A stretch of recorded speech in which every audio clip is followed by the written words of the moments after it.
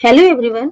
आज की इस क्लास में हम लोग व्यवसायिक वातावरण के तत्व, आयाम या घटक के बारे में जानेंगे कि ऐसे कौन कौन से घटक हैं जो व्यवसायिक वातावरण को जानने और समझने के लिए आवश्यक होते हैं।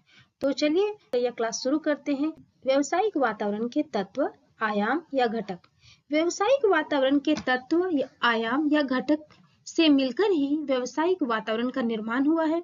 ये वातावरण के आयाम ही व्यवसाय के संचालन एवं प्रगति को प्रभावित करते रहते हैं। अतः प्रत्येक व्यवसायी को सदैव वातावरण के इन आयामों के प्रभावों का सामना करने के लिए अपनी उचित योजनाएं बनानी चाहिए ताकि वे अपने व्यवसाय को बाजार में बनाए रख पाए। तो ये आयाम है, पहला आर्थिक वातावरण, इकोनॉमिक एनवायरनमेंट, दूसरा सामाजिक वातावरण, सोशल एनवायरनमेंट, तीसरा राजनीतिक वातावरण, पॉलिटिकल एनवायरनमेंट, चौथा वैधानिक वातावरण, लीगल एनवायरनमेंट, और पांचवा तकनीकी वातावरण, टेक्नोलॉजिकल एनवायरनमेंट। तो आगे हम इन एक एक आयामों को थोड़े विस्तार से तत्वों या आयामों को विस्तार से जानते हैं। पहला है आर्थिक वातावरण। व्यवसायिक वातावरण के सभी घटकों में आर्थिक वातावरण का बहुत ही अधिक महत्व है। आर्थिक वातावरण को 3 भागों में बांटा गया है। पहला आर्थिक प्रणाली, इकोनॉमिक सिस्टम, दूसरा आर्थिक नीतियां, इकोनॉमिक पॉलिसीज, तीसरा आर्थिक दशाएं, इकोनॉमिक कंडीशंस। तो आगे जानते हैं आर्थिक प्रणाली के बारे में कि आर्थिक प्रणाली क्या है। प्रत्येक व्यवसाय की सफलता के लिए यह आवश्यक है कि व्यवसाय की आर्थिक क्रियाओं को देश एवं समाज की आर्थिक गतिविधियों के अनुरूप रखा जाए, क्योंकि आर्थिक प्रणाली भी व्यवसाय को प्रभावित करती है। इन आर्थिक प्रणालियों को भी 3 भागों में बांटा गया है, जिसमें पहला है समाजवादी आर्थिक प्रणाली, दूसरा है पूंजीवादी आर्थिक प्रणाली और तीसरा मिश्रित प्रणाली। तो समाजवादी आर्थिक प्रणाली के बारे में जानते हैं। इस प्रणाली के अंतर्गत सरकार ही आर्थिक क्रियाओं का नियोजन, संचालन एवं नियंत्रण करती है। सामाजिक आर्थिक उद्देश्यों पर बल दिया जाता है। लाभ कमाने से ज्यादा समाज कल्याण को ध्यान में रखा जाता है। उत्पादन के सभी साधनों पर सरकार का स्वामित्व एवं नियंत्रण होता है, जिसके कारण इस प्रणाली में आर्थिक शोषण की संभावना नहीं रहती है। अंततः आर्थिक विकास में वृद्धि होती है। तो इस प्रकार समाजवादी आर्थिक प्रणाली पूरे समाज के कल्याण के बारे में सोचती है। दूसरा है पूंजीवादी आर्थिक प्रणाली। इस प्रणाली के अंतर्गत उत्पादन के सभी साधनों पर निजी व्यक्ति का स्वामित्व एवं नियंत्रण होता है। उत्पादन कार्यों में सरकारी हस्तक्षेप बहुत कम होता है, अर्थात सरकार की भूमिका कम होती है। तीसरा है मिश्रित प्रणाली। मिश्रित प्रणाली समाजवादी आर्थिक प्रणाली एवं पूंजीवादी आर्थिक प्रणाली का मिश्रित रूप है, अर्थात इस प्रणाली के अंतर्गत उत्पादन के सभी साधनों पर निजी व्यक्ति एवं सरकार दोनों का स्वामित्व होता है। आगे बात करते हैं व्यवसायिक वातावरण के दूसरे आयाम या तत्व के बारे में, जो कि है सामाजिक वातावरण। प्रत्येक व्यवसाय समाज पर ही आधारित होता है।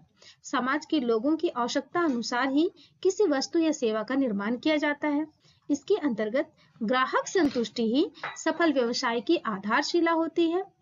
अतः एक प्रबंधक को सामाजिक रीति रिवाजों, सामाजिक मूल्यों, सामाजिक परंपराओं एवं मान्यताओं, शिक्षा, सामाजिक विश्वासों आदि को ध्यान में रखकर ही अपनी व्यावसायिक योजनाओं का निर्माण करना पड़ता है। ये सभी सामाजिक तत्व व्यवसाय को प्रभावित करते रहते हैं। इसलिए एक व्यवसायी को इन सभी सामाजिक तत्वों को ध्यान में रखना पड़ता है, या यूं कहें इनके प्रति सजग रहना पड़ता है।